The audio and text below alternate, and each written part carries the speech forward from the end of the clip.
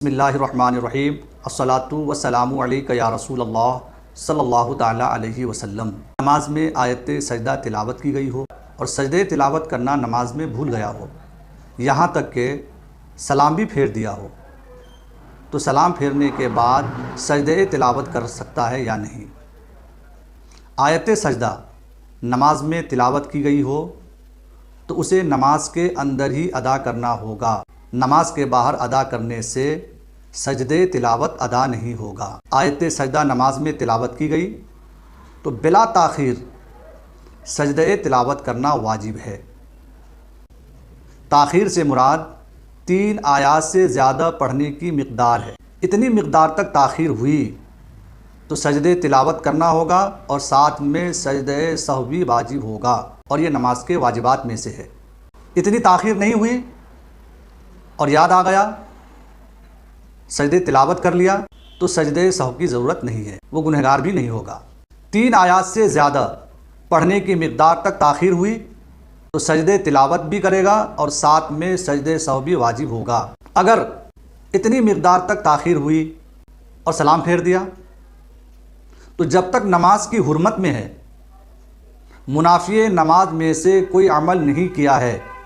منافی نماز کی تشریح علامہ شامی رحمۃ اللہ علیہ فرماتے ہیں، وَإِذَا فَعَلَ فِعْلًا يَمْنَعُهُ مِنَ السَّجْدَةِ بِأَن تَكَلَّمَ أَوْ قَهْقَهَ أَوْ أَحْدَثَ عَمْدًا أَوْ صَرَفَ وَجْهَهُ عَنِ الْقِبْلَةِ أَوْ خَرَجَ مِنَ الْمَسْجِدِ، جان بوجھ کر کے بے وضو ہوا، کسی سے بات چیت کر لی، مسجد سے نکل گیا، نمازی نے اپنا چہرہ قبلے رخ سے پھیر لیا، یہ ساری صورتیں منافی نماز کی ہے۔ اگر ان میں سے کوئی عمل نہیں کیا تو جب تک مسجد میں ہے، بات چیت بھی نہیں کی، بے وضو جان بوجھ کر نہیں ہوا، تو سجدے تلاوت کر لے اور سجدے سہو کر لے تو اس کی نماز ہو جائے گی۔ فقہ حنفی کی مشہور و معروف کتاب رد المحتار جلد نمبر 2 صفحہ نمبر 716 پر ہے، وَيَعْتَمُ بِتَأْخِيرِهَا وَيَقْضِيهَا مَا دَامَ فِي حُرْمَةِ الصَّلَاةِ وَلَوْ بَعْدَ السَّلَامِ۔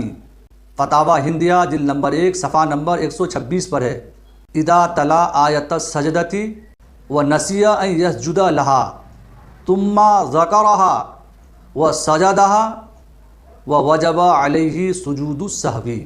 بدائع الصنائع میں علامہ کاسانی رحمۃ اللہ علیہ فرماتے ہیں، وَإِذَا لَمْ يَسْجُدْ أَثِمَ فَتَلْزَمُهُ السَّجْدَةُ۔ سجدے تلاوت نہیں کیا، سجدے تلاوت نہیں کیا، تاخیر کی وجہ سے گنہگار ہوگا اور اس کے اوپر توبہ بھی لازم و ضروری ہے۔ منافی نماز میں سے کوئی عمل نہیں کیا ہو تو یہی حکم سجدے تلاوت کا ہے، یہی حکم سجدے سہو کا بھی ہے، اور یہی حکم سجدے اصلیہ کا ہے۔ سجدے اصلیہ 2 ہیں، ایک سجدہ کیا اور ایک سجدہ کرنا بھول گیا، تو جب تک نماز کی حرمت میں ہے سجدہ کر لے اور اخیر میں سجدے سہو کر لے تو اس کی نماز ہو جائے گی۔